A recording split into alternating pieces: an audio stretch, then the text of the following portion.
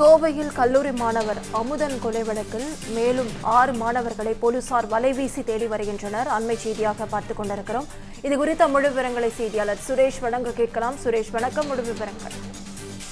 வணக்கம் நவீனா. கோவை இந்துஸ்தான் பொறியியல் கல்லூரியில் 3ஆம் ஆண்டு படிக்கும் மாணவர் அமுதன் சக மாணவர்களால் அடித்து கொலை செய்யப்பட்ட சம்பவம் மிகப்பெரிய பரபரப்பை ஏற்படுத்தி இருக்கின்ற இந்த நிலையில் போதைப்பொருள் விவகாரம் தொடர்பாக புகார் அளித்ததாலே தங்களது மகன் கொலை செய்யப்பட்டார் என அமுதனின் பெற்றோர் குற்றம் சாட்டிய நிலையில் இந்துஸ்தான் கல்லூரி நிர்வாகம் இதை மறுத்திருக்கிறார்கள்.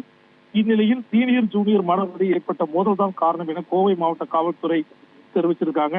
இந்த நிலையில் தாக்குதல் சம்பவம் அமுதனின் நண்பர் ஸ்ரீமன் என்பவர் அளித்த புகாரில் செட்டிப்பாளையம் காவல்துறையினர் மாணவர்கள் 14 பேர் மீது 6 பிரிவுகளில் வழக்கு பதிவு செய்யப்பட்டிருக்கிறது.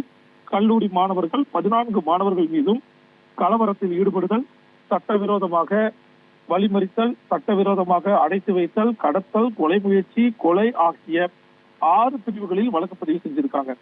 மாணவர்கள் ஸ்ரீராம், தீபக், தேவேந்திரன், சந்தோஷ், ரிஷ்வான், அரவிந்த், விக்கி, தினேஷ், தருண், தரணி, பர்வேஷ், சச்சின், சிவரோஹித், மோனிஸ் ஆகியோர் மீது வழக்கு பதிவு செய்துள்ள போலீசார் இதுவரை 6 பேரை கைது செஞ்சிருக்காங்க. தலைமறைவாக உள்ள 8 மாணவர்களை தனிப்படை போலீசார் தீவிரமாக தேடியிருக்காங்க.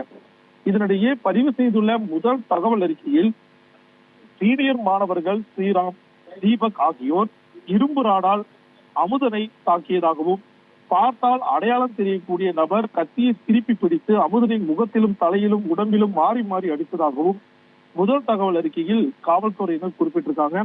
அமுதனை தாக்கிய பின்னர் அவர்களை இருசக்கர வாகனத்தில் அமர வைத்து அமுதனை அவருடைய அறையில் இறக்கி விட்டிருப்பதும் விசாரணையில் தெரிய வந்திருக்கிறது. நவீனா,